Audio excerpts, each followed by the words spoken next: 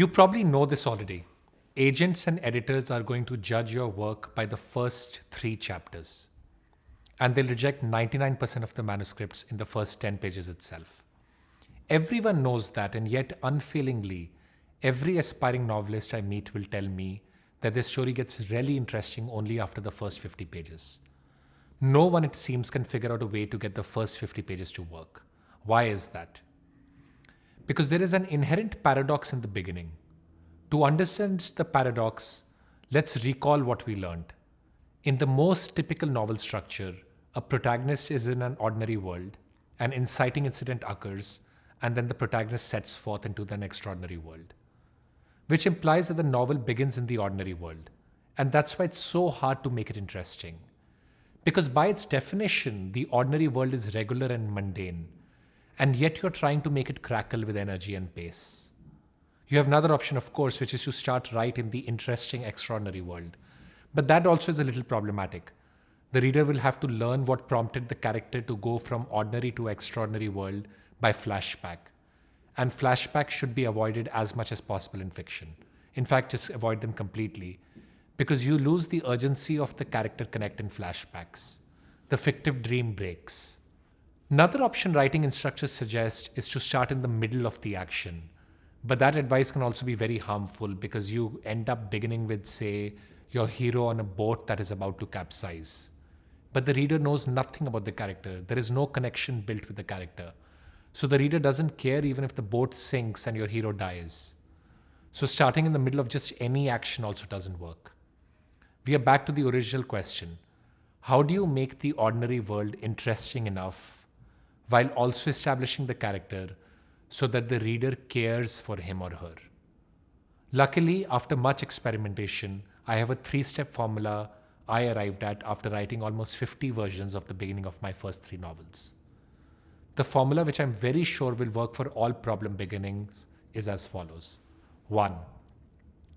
Always start with the shadow of the inciting incident that pushes the character from the ordinary world into the extraordinary world, but not the inciting incident itself, just the shadow of the incident.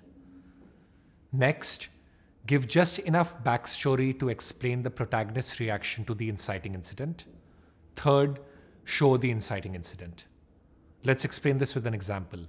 The inciting incident in the Da Vinci Code that sets the protagonist on the journey is being accused of murdering the curator at Louvre.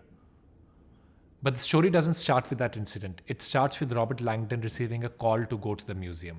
So there's still action. He's got to go to the museum urgently. But there's space in which you can build the character and his Harvard symbologist background. This helps you understand the character's reaction to the inciting incident when it actually occurs and changes his destiny. In my second novel, Johnny Gone Down, the inciting incident that changes the character's life is being caught in a civil war in Cambodia. But if I'd started there, I would never have been able to establish the elements of the character's background that made him act very unexpectedly in the civil war. So I started with the shadow of the incident, which was my character going on a backpacking trip to Cambodia. Still action, but you're not thrust right into the point of change. I had some space to build the character's backstory of being an orphan and an MIT graduate, so the reader could empathize with him and understand his reaction to the inciting incident. So that covers the Magic formula. Start with the shadow of the inciting incident, then give just enough protagonist background to explain his or her reaction to the inciting incident, and finally thrust your reader into the center of the inciting incident.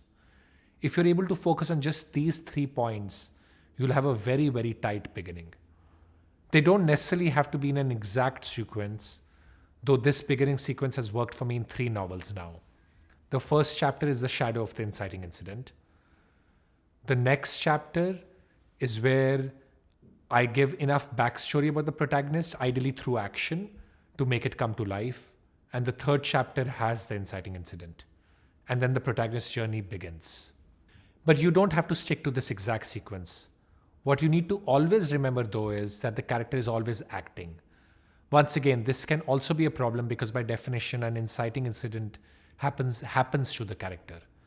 But if the character is passive and the incident just happens, the reader doesn't really root for the character.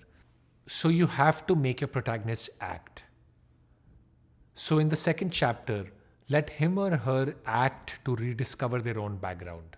The example I used before was to let my protagonist take a midnight trip to a rough neighborhood full of danger to meet someone from their past, rather than just sit in a room thinking about their past. Or let them take a road they didn't take before, so they make the inciting incident occur, versus it just happening to them. Finally, remember my rule of thumb from the previous section. The entire beginning should be no more than 25% of your novel, ideally less. The sooner you're able to credibly thrust your character into the middle, the pacier your story. So now I want you to do the fourth of your 5 writing exercises.